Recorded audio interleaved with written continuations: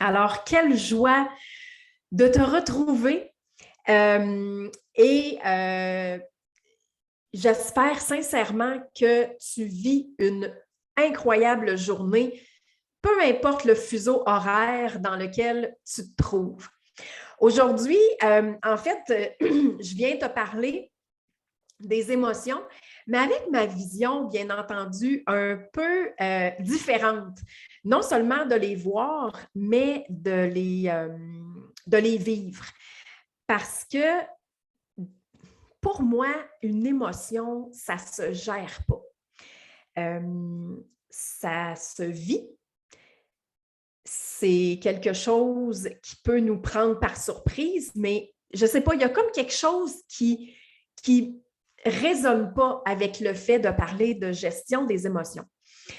Quand on vit avec un TDAH, un défi d'attention, souvent, on est, comme je le disais, submergé par les émotions, mais en même temps, on a aussi cette grande capacité à les capter.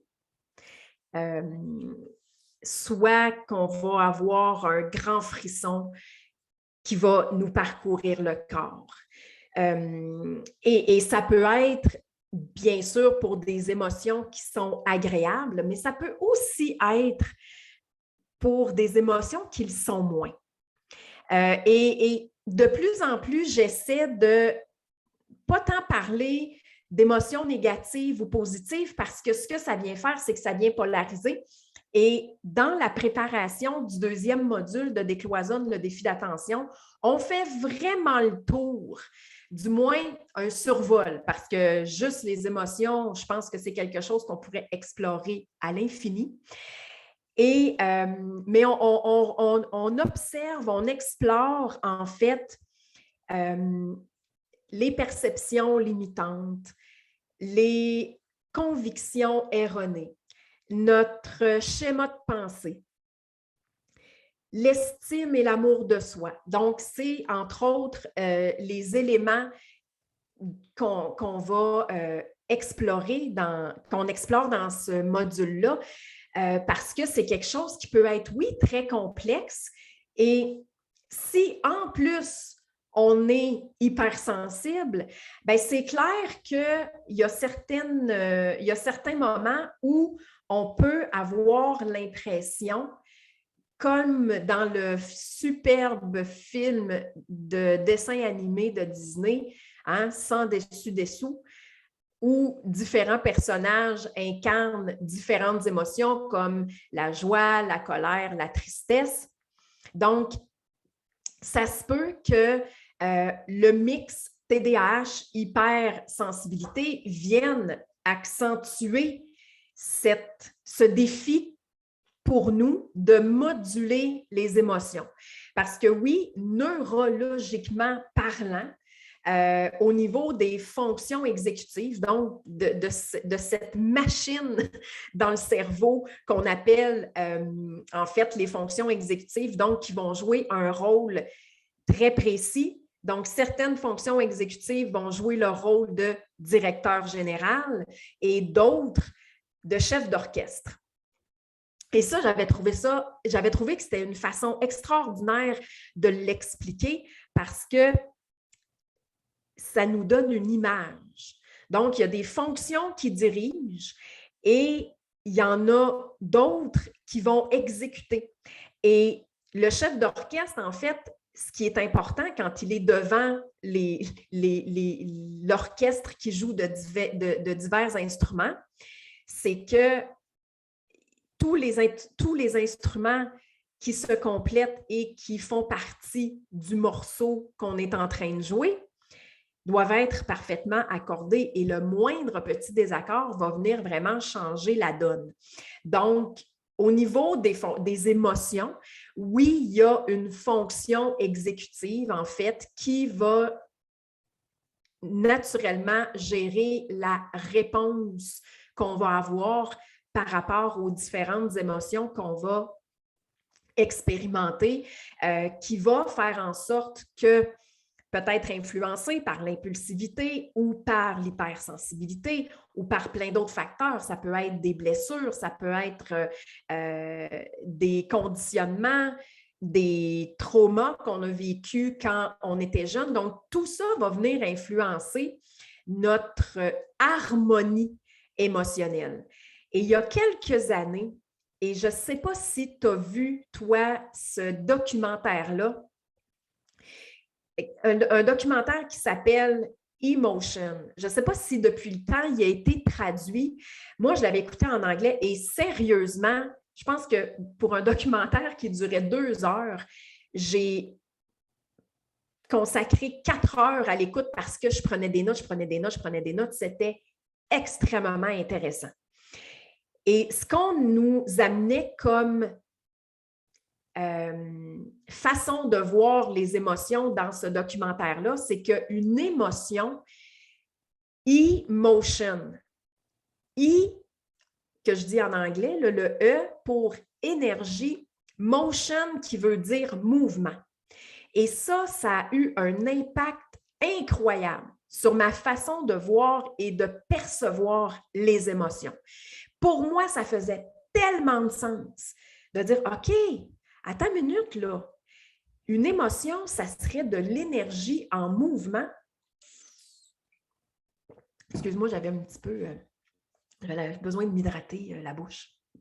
Donc, et à partir de ce moment-là, je me suis dit, quelle façon, pour moi, plus légère, plus le fun de voir les émotions que j'éprouve, peu importe la situation ou l'événement.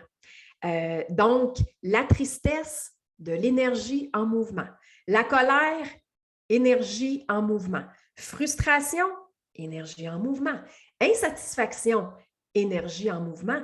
Et là, c'est comme, OK, si c'est de l'énergie en mouvement, est-ce que le fait de me permettre de la laisser passer, de faire en sorte que le chemin qu'elle a à parcourir pour trouver la porte de sortie, je fais comme, OK, cool.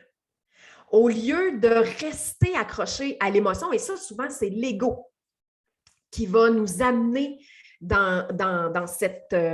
sur ce chemin-là, parce que c'est un peu pas mal son carburant à l'ego. Donc, lui, il va vouloir qu'on reste dans la douleur, qu'on reste dans la souffrance parce que, bon, ça nous empêche d'avancer, ça nous empêche de voir les possibilités. Donc, ça nous maintient dans le statu quo. Et moi, le statu quo, j'aime pas tant ça. Et la majorité des personnes avec un défi d'attention, c'est pas quelque chose dont on est nécessairement très fervent. Donc, c'est pour ça que je suis tellement excitée avec le deuxième module de Décloisonne, le défi d'attention, parce que non seulement, oui, je vais aller beaucoup plus loin, et je vais beaucoup plus loin dans l'explication de l'émotion qui est de l'énergie en mouvement, mais il y a des outils aussi comme le point zéro, le EFT. On va aussi explorer différentes choses comme les besoins de base. De quelle façon un besoin qui est non comblé va venir nous influencer sur le plan émotionnel. De quelle manière, et ça, quand cette question-là a popé, j'ai comme fait « Oh, mais c'est intéressant! » Oh, mais c'est intéressant. Comment le défi d'attention ou de quelle façon le défi d'attention peut avoir un impact sur nos émotions? Comment un besoin non comblé peut influencer le défi d'attention? Parce que pour moi, c'est pas, et ça n'a jamais été un vase communicant à sens unique. C'est pas de un vers l'autre et de l'autre et ça s'arrête là. Pour moi, ça bouge, c'est en mouvement, au même titre qu'une émotion. Donc, c'est pour ça que je me dis, OK, de voir l'émotion comme de l'énergie en mouvement, ça vient vraiment changer la donne. Et oui, les émotions, d'après moi, peuvent avoir un impact sur le défi d'attention. Le défi d'attention peut impacter naturellement notre harmonie émotionnelle, mais il y a tellement plein de facteurs. Donc, pour moi, c'est vraiment des routes, des éléments qui vont se croiser, pas juste de un vers l'autre et ça s'arrête là. C'est, pour moi, dans ma perception et dans ma vision, c'est pas un cul-de-sac. Alors, je m'amuse vraiment beaucoup avec tout ça parce que je me dis, oh my God, wow! Qu'est-ce qui est là dans le champ des possibles que je n'ai pas encore vu, qui n'a pas encore attiré mon attention et de quelle façon je peux ouvrir mon champ de vision encore plus pour aller chercher peut-être de nouvelles façons de voir, de nouvelles façons d'expliquer tout le côté émotionnel qui vient avec le défi d'attention pour voir peut-être des éléments popper que si j'ai une perception limitée ou un champ de vision que j'ai des œillères puis que je fais non, c'est comme ça, puis j'essaye de regarder à gauche puis à droite, mais je ne vois pas tant. Tu sais, je n'ai pas le champ de vision large qui est là quand on n'a pas d'œillères. Donc, c'est vraiment très fascinant, du moins pour moi, de voir les émotions comme de l'énergie en mouvement. Alors, voilà, c'est de cette façon-là que j'ai envie d'explorer les émotions. Quand je disais tantôt qu'une émotion, pour moi, ça ne se gère pas, des chiffres, ça se gère. Une attitude, à la limite, ça se gère. Puis même encore là. Donc, peut-être que c'est limité aux yeux des autres, mais pour moi, c'est très expansif de penser comme ça. Parce que ça me permet justement d'accéder à autre chose. Et l'énergie de l'émotion, peut-être qu'elle porte un message, peut-être qu'elle porte une information et que si je prends le temps de m'arrêter et de juste observer qu'est-ce qui est là, peut-être que je vais être en mesure de décoder le message ou l'information. Peut-être qu'il n'y en a pas non plus. Ce n'est pas tout noir ou tout blanc. Et ça aussi, on a ça dans le défi d'attention, hein?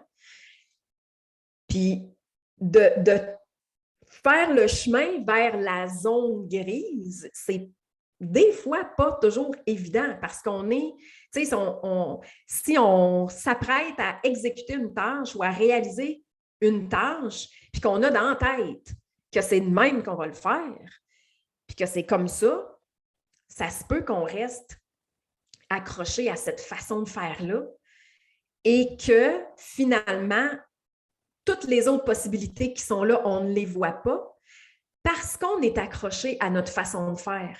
Est-ce que ça peut avoir un impact émotionnellement? Est-ce que ça peut venir perturber?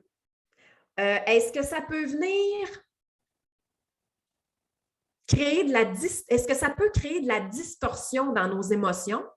Et que si on prend le temps de la capter et de la voir, de l'attraper, cette distorsion-là, puis faire comme « OK, oh my God! » Ben, je vais m'arrêter, je vais prendre une pause, puis je vais aller voir qu'est-ce qui est là, qu'est-ce qu'il y a en dedans, puis qu'est-ce qui m'échappe dans ce que je suis en train de faire ou dans la façon que je suis en train de faire. ça peut être une forme de résistance aussi. Alors, toute cette complexité-là, qui est à la fois très simple et surtout, à mon sens, à moi, très fascinante. Combien de fois tu t'es remémoré quelque chose et tous tes capteurs, moi, les pores de peau, je les appelle mes capteurs. Tous tes capteurs se sont mis à frétiller et là, tes poils de corps sont venus au garde à vous. Ça peut être un événement, une situation, ça peut être une chanson. Moi, j'ai seulement qu'à penser, il y a une artiste qui est vraiment incroyable qui s'appelle The Snake Charmer. Depuis que je suis, je pense, dans le ventre de ma mère, j'aime la cornemuse. Étant née à Halifax et ayant passé tous ces 9 mois de gestation à cet endroit-là, près de l'océan, j'ai toujours été fascinée par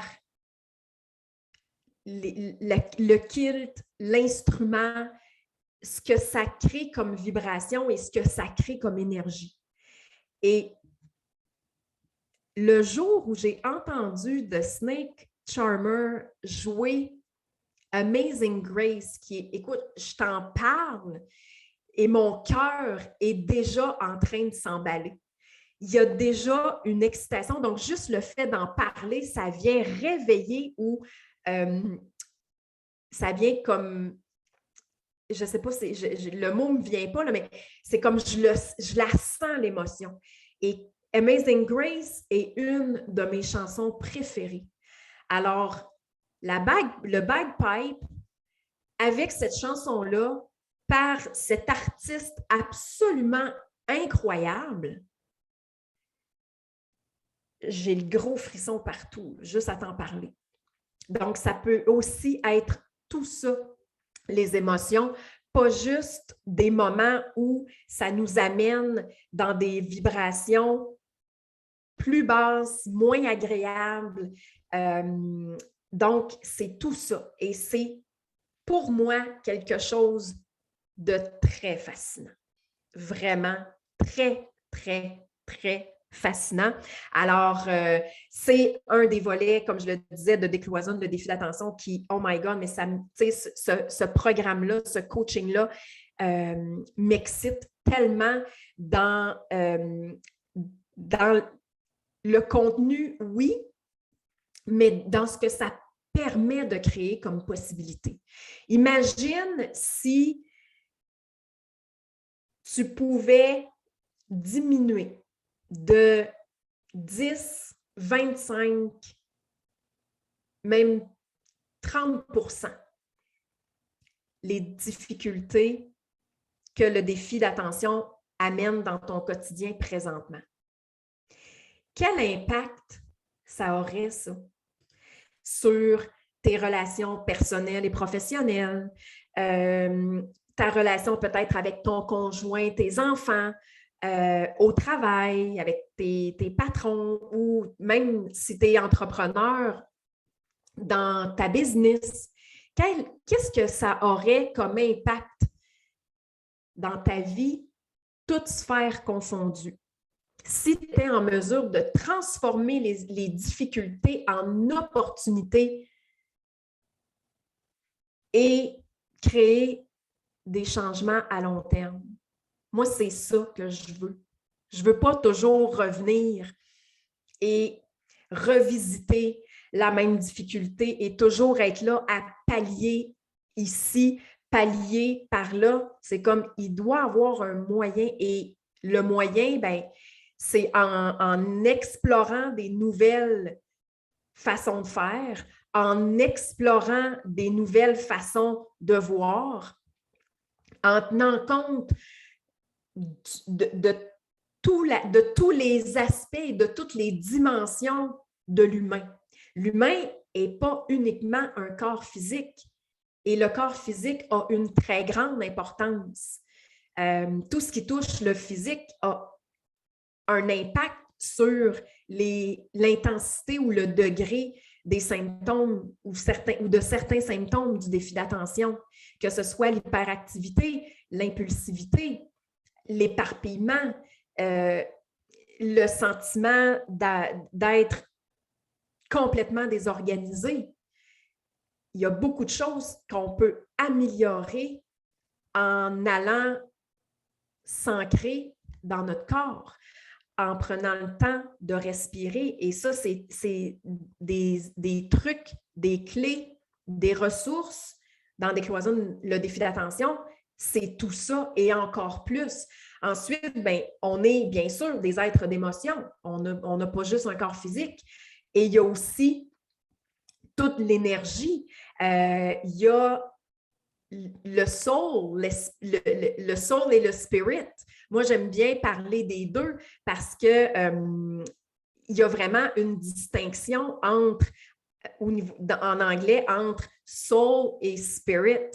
Donc, tout ça, ça fait partie de qui on est. Et on ne peut pas prendre qu'un élément et ignorer tous les autres parce qu'ils fonctionnent tous ensemble. Quand je parlais tantôt que ce n'est pas juste un tunnel qui va dans un sens ou un silo, ça communique ensemble. C'est pas un cul-de-sac. C'est pas « OK, je suis rendu au bout, il faut que je revire de bord ». Non, c'est pas ça. Le physique peut influencer l'énergétique, l'émotionnel et le soul et le spirit. Tout ça ne fait qu'un. C'est l'humain dans sa globalité, c'est l'humain avec toutes ses facettes. Alors, pour moi, c'est ça qui fait du sens, c'est parler des émotions comme de l'énergie en mouvement. My God, ça me fait tellement triper. Je pourrais en parler des heures et des heures et des heures. Et dans ce documentaire-là, ça a eu cet impact-là et ça fait déjà plusieurs années que je l'ai vu. Mais pour moi, ça a été un moment marquant. Je ne sais pas si tu as vu le vidéo sur le temple de la renommée des moments magiques. Je t'invite à aller le voir parce que je te propose là-dedans un exercice qui va être, qui va faire partie de Décloisonne le défi d'attention. Et c'est quoi, en fait? Qu'est-ce qu'on fait? Bien, on enlève des murs, on fait tomber des barrières pour que les difficultés deviennent des opportunités de créer des changements à long terme, pour que tu puisses voir ta force, pour que tu puisses voir que ta différence, c'est ta plus grande force. Puis oui, c'est facile on peut se dire qu'on le sait, mais de le vivre pleinement, de le ressentir dans toutes les cellules de notre corps, peu importe ce qui se passe à l'extérieur de nous, c'est une autre paire de manches.